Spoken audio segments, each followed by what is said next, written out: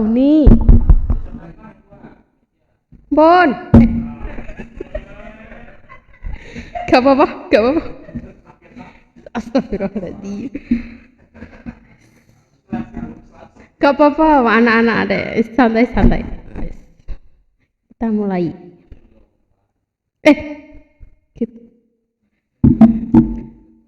Assalamualaikum warahmatullahi wabarakatuh. Bu Ismi ini kegak matematika lho yo.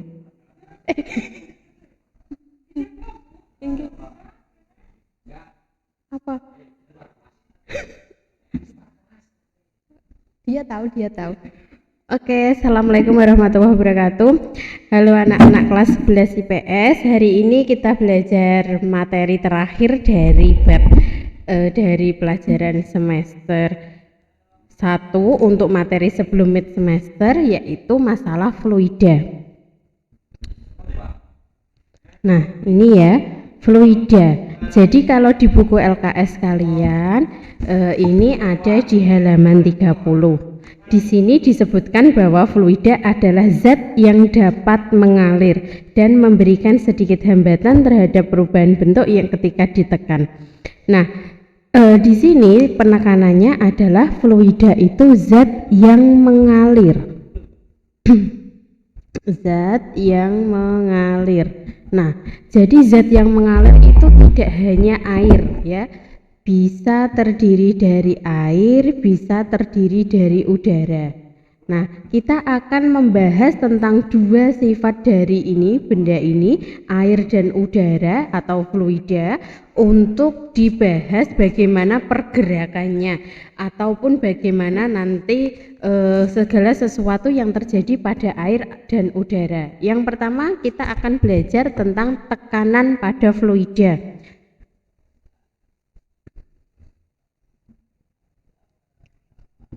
Tekanan fluida.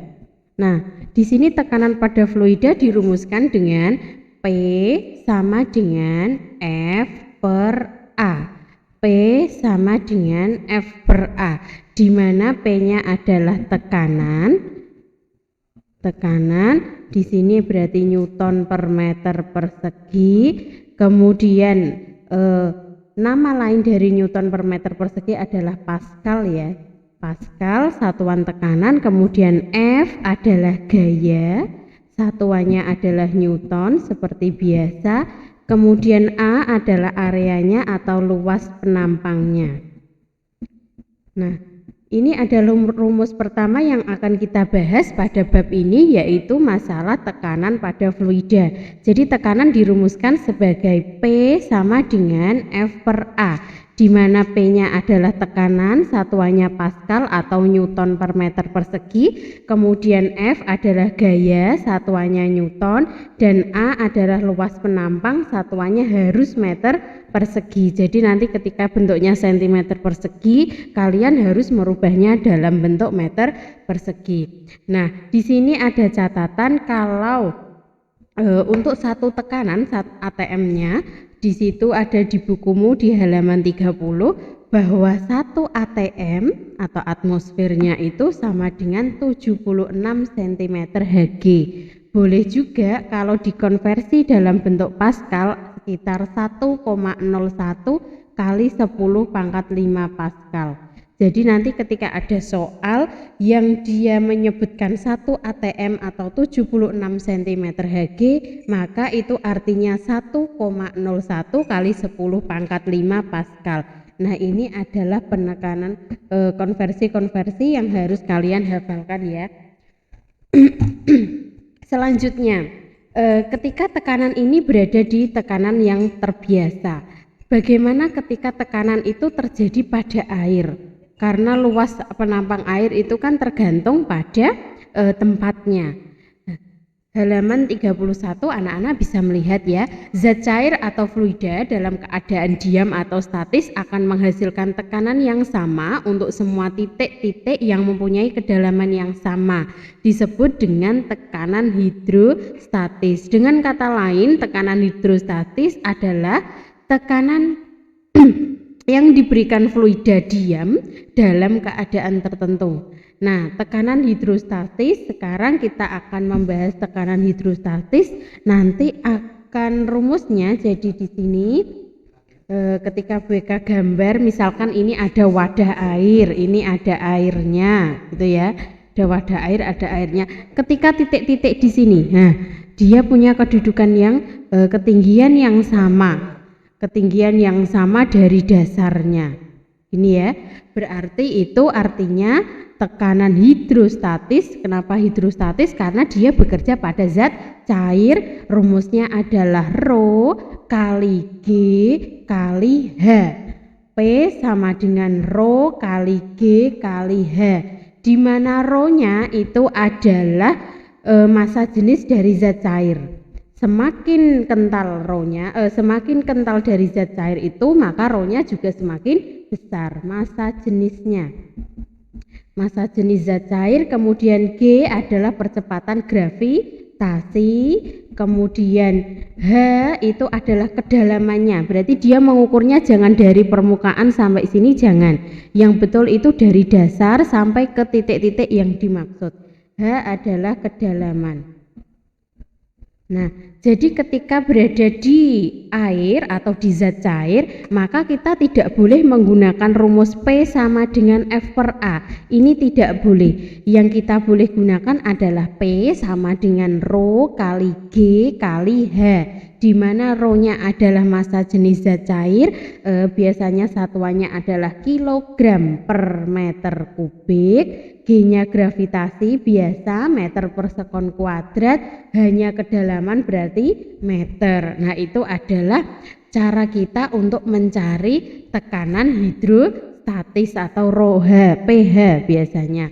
P itu tekanan, hanya hidrostatis. Nah, itu adalah materi awal untuk fluida. Kemudian untuk materi esensial dari kelas 11 ini adalah yaitu ada hukum Pascal, kemudian kita punya hukum Archimedes, dan sudah hanya itu, hukum Pascal dan hukum Archimedes. Jadi untuk bab 3 kita punya 4 rumus nanti. Yang pertama tadi adalah P sama dengan F per A, di mana P tekanan, F-nya adalah gaya, A-nya luas. Kemudian ketika di air atau di zat cair, berarti pH atau Rho fluida, tekanan pada hidrostatis itu Rho kali G kali H.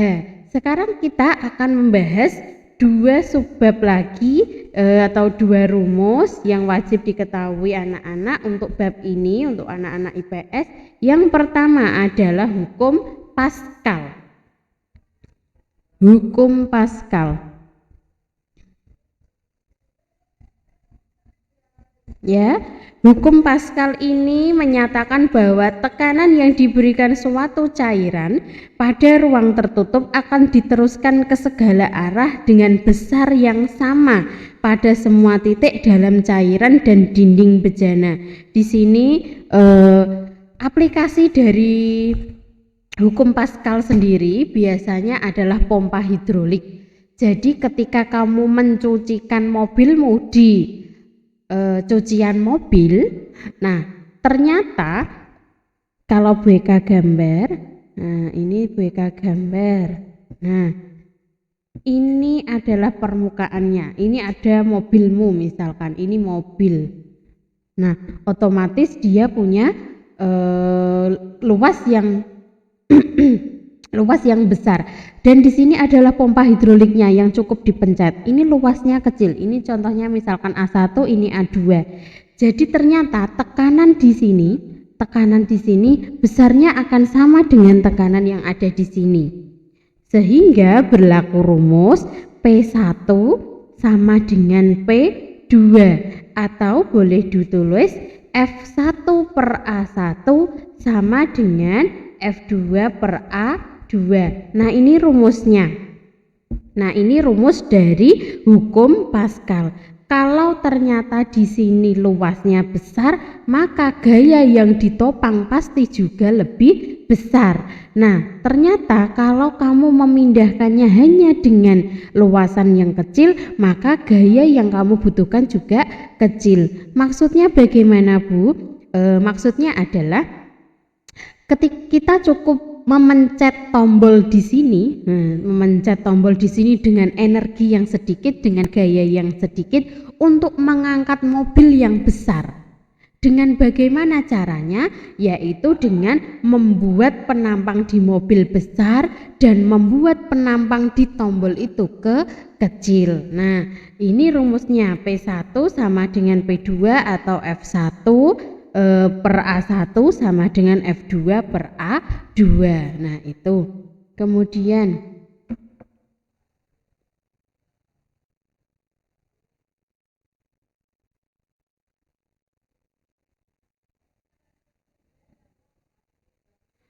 ini anak-anak silakan absen di kolom komentar ya. Nah, untuk selanjutnya kita akan mengambil satu contoh hukum Pascal itu tadi penggunaannya di pompa hidrolik ya. Misalkan atau mesin pengangkat mobil dan lain sebagainya. Nah, sekarang Bu Eka ambil contoh.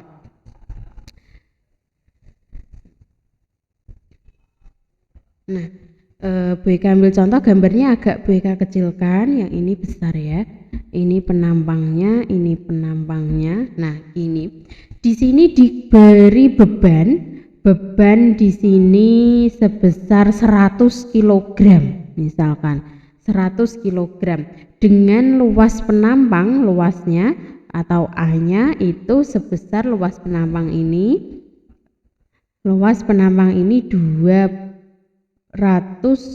cm persegi. Kemudian sekarang kita itu mau membuat luas penampangnya lebih kecil. Misalkan A-nya di sini hanya menjadi 10 cm persegi. Misalkan seperti itu. Jadi berapakah gaya yang saya butuhkan untuk mengangkat beban yang 100 kilo ini, ya? Oke, sekarang kita masukkan ke rumusnya. F1 per A1 harus sama dengan F2 per A2. Misalkan ini adalah kondisi 1, di sini kondisi 2. Gaya pertama, kita tahu gaya itu adalah satuannya Newton. Kalau bendanya tidak bergerak, berarti gaya itu sama dengan berat. Rumusnya adalah massa kali gravitasi. Massanya adalah 100, gravitasinya 10. Misalkan biasanya kita pakai 10 meter per sekon kuadrat. Berarti jawabannya adalah 1000 Newton. Oh, ternyata F1 atau gaya di sini adalah sebesar 1000 Newton yang dihasilkan oleh benda itu. Kemudian dia punya luas 200 cm persegi. Selanjutnya kita beralih ke bagian yang kedua. Nah, F2 di sini yang ditanyakan, berapakah gayanya? Berarti tetap F, luas penampangnya hanya 10 cm persegi. Kemudian kita lanjutkan untuk mengerjakan, jadi F sama dengan 1000 kali 10 kita bagi 200, nolnya 2 Bu Eka coret, misalkan gitu. 10 kali 10 100, kita bagi 2 berarti 50 Newton. Berarti untuk mengangkat beban 1000 Newton kita hanya membutuhkan gaya sebesar 50 Newton. Jadi itu adalah keuntungan hukum Pascal, mempermudah kerja dari manusia. Nah, itu hukum Pascal. Jadi selesai ya hukum Pascal, di mana kalau di sini ada beban yang sangat berat, kita bisa mengakalinya untuk mengangkatnya dengan gaya yang sangat sedikit. Untuk apa? Dengan menggunakan apa? Hukum Pascal. Dengan cara membandingkan dari tekanan dari benda satu dan tekanan di ujung yang kedua. Nah, ini rumusnya. Oke, yang terakhir adalah hukum Archimedes. Yang terakhir adalah hukum Archimedes.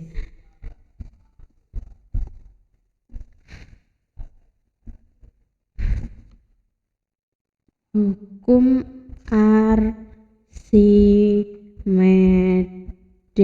Nah, di sini hukum Archimedes adalah mengatur gaya apung ya. Gaya apung yang bekerja pada suatu benda yang dicelupkan sebagian atau seluruhnya ke dalam suatu zat atau fluida, maka sama dengan berat fluida yang dipindahkan oleh benda tersebut. Jadi, hukum Archimedes ini biasanya contohnya adalah benda tenggelam, benda terapung, benda melayang, benda terapung. Nah, ada beberapa bagian yang dia tercelup oleh zat cair, ini zat cair atau fluida ya. Ini fluida atau zat cair, dan ada sebagian yang tidak tercelup oleh fluida. Jadi kita akan membahas 3 kondisi ini menggunakan hukum Archimedes. Rumusnya apa, Bu?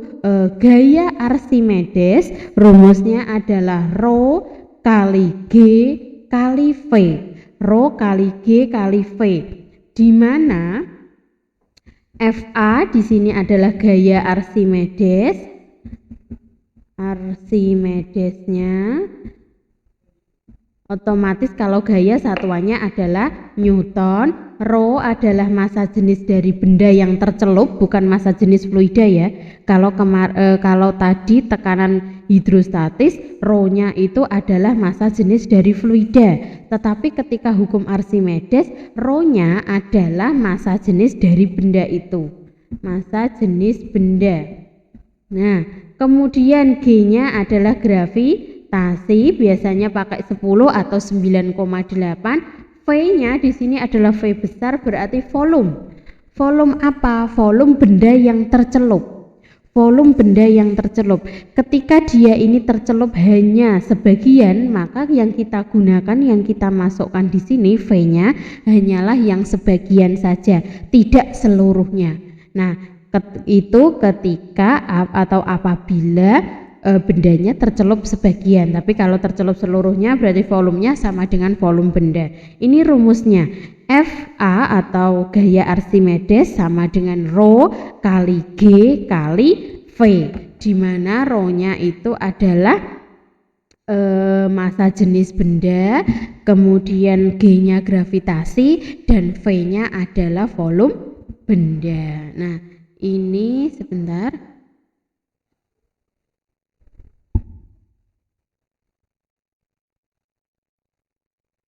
Nah, selanjutnya kita akan belajar benda mengapung, kemudian benda melayang, dan benda tenggelam, gitu ya. Nah, syaratnya apa?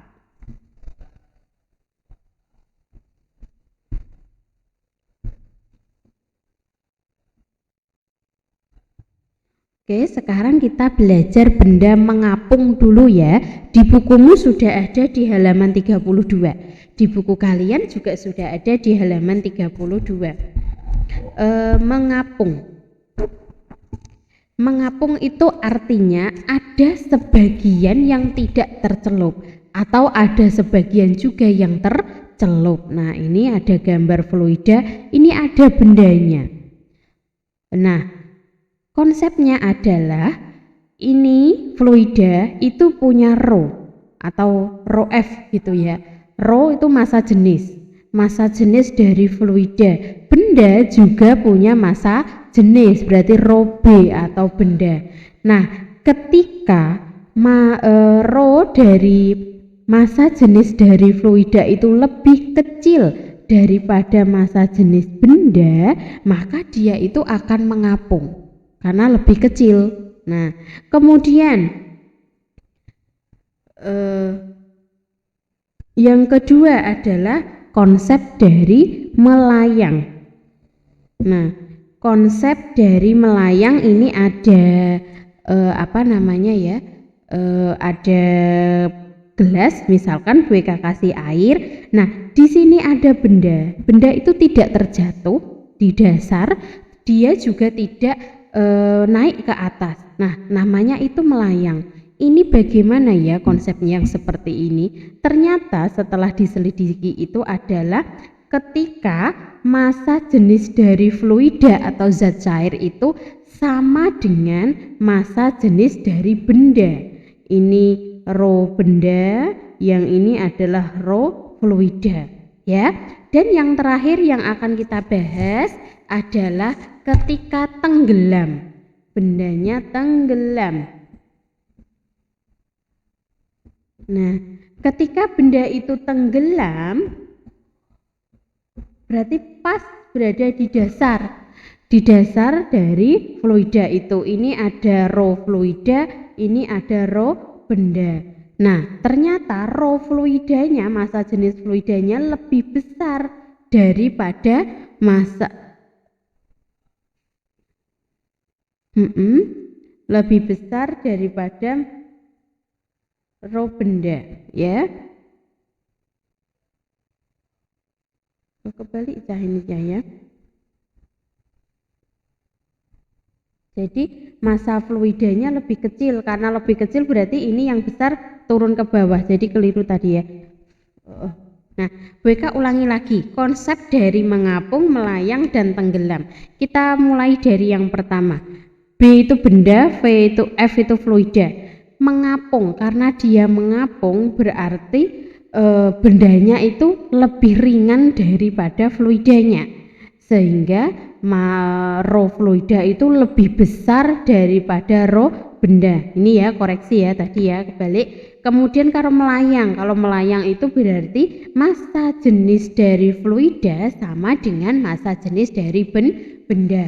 Kemudian yang terakhir ketika tenggelam adalah massa jenis dari fluida lebih kecil daripada massa jenis benda. Karena massa jenis bendanya lebih besar berarti dia turun ke bawah, atau kalau lebih besar dia biasanya kan turun ke bawah, tenggelam. Nah, itu adalah konsep-konsep pada pagi hari ini untuk bab 3 sudah selesai. Untuk selanjutnya kita akan belajar soal-soal ya. Kita akan belajar soal-soal level grup WA. Demikian penjelasan materi. Untuk latihan soal-soal nanti kita akan foto dan videokan secara langsung pengerjaan soalnya lewat itu ya, grup WA. Di sini ada latihan soal di halaman 35. Halaman 35 kita bahas soal-soal itu. Nah, untuk ulangan nanti akan diberikan BK beritahu lagi untuk pertemuan yang akan datang. Oke, nomor 1. Misalkan sebuah benda dimasukkan ke dalam air. Ini halaman 35 ya. Halaman 35. Sebuah benda dimasukkan ke dalam air, kemudian benda itu dalam keadaan melayang. Dalam keadaan melayang, gitu ya. Volume benda itu adalah 250 cm kubik. Berapakah gaya apung yang dialami oleh benda? Berarti yang ditanyakan F. Nah,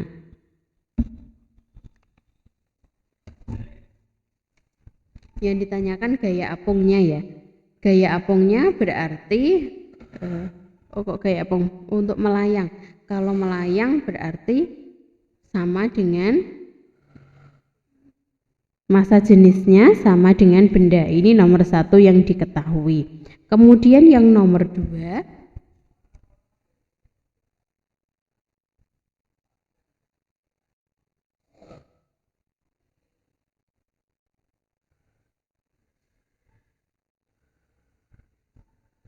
oh iya, kita selesaikan dulu. Jawabannya ada di sini ya. F atau gaya apungnya tadi rho kali G kali V. Nah, gitu ya, volumenya sudah ada. Kita cari rho-nya. Rho-nya benda sama dengan, karena dia melayang, maka dia sama dengan rho dari air, ya. Syaratnya adalah rho benda sama dengan rho air. Padahal kita tahu kalau rho air itu besarnya adalah 1000 kilogram per meter kubik. Jadi rho-nya di sini 1000. Kenapa rho-nya 1000, Bu? Karena bendanya melayang. Kalau melayang itu rho benda sama dengan rho fluida, karena fluidanya soalnya pakai air berarti rho airnya 1000. G gravitasi biasanya kita tulis 10. Volume ini satuannya cm kubik harus dirubah dalam bentuk desimeter kubik. 250 cm kubik sama dengan 0,25 meter kubik ya. Oh, kita buat meter kubik dulu. Nah, ini berarti 250 berarti 2,5 kali 10 pangkat min 4 meter kubik. Karena naik 2 berarti dibagi 1 juta. Di sini sudah ada 3 angka, berarti tinggal itu ya 2,5. Betul. Kemudian selanjutnya dikalikan volumenya 2,5 kali 10 pangkat negatif 4. Ini nolnya ada 1, 2, 3, 4. Ini negatif 4. Berarti habis ya. Tinggal berapa? 2,5 Newton. Nah, ini adalah soal untuk nomor 1. Soal untuk nomor 1. Nah, ini soal nomor 1 sudah ada. BK kirim ke grup ya. BK kirim ke grup.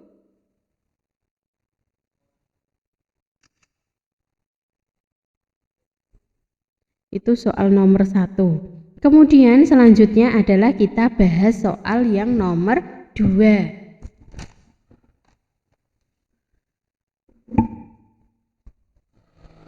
Nomor 1 dan 2 masih berkaitan. Sekarang kita bahas yang nomor 3. Berarti alat pengangkat mobil atau pompa hidrolik ya. Itu nomor 3 sekarang.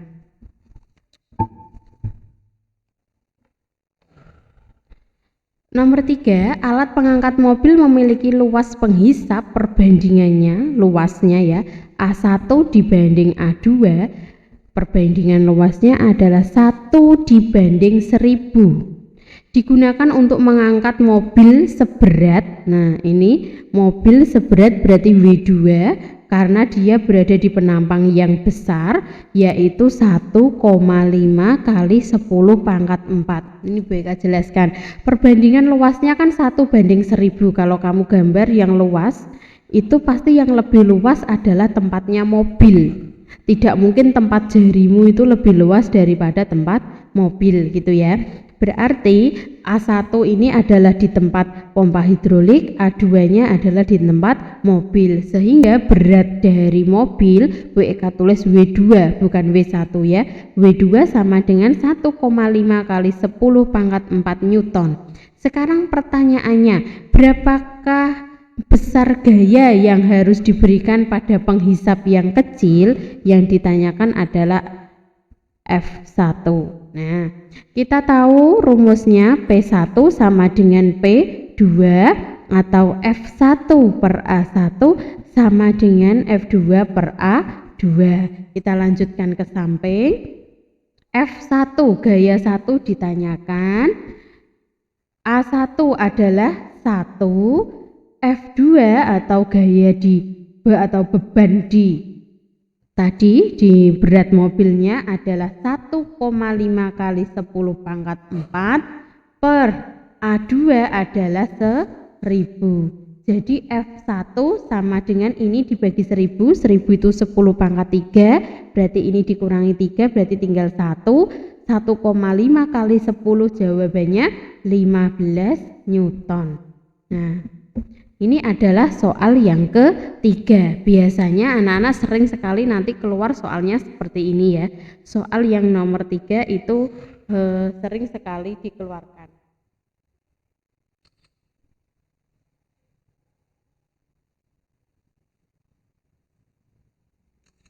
Nah, BK tulis di ini ya.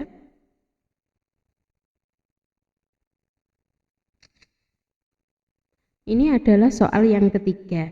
Nah, jadi soal yang ketiga biasanya sering sekali keluar dalam soal-soal. Sudah BK masukkan. Nah, demikian pembelajaran pada bab 3 ini fluida. Jadi bab kita selesai. 1 minggu lagi itu ada mid semester. Jadi materi sudah selesai, anak-anak bisa belajar. Minggu depan kita ulangan sambil belajar ya. Assalamualaikum warahmatullahi wabarakatuh.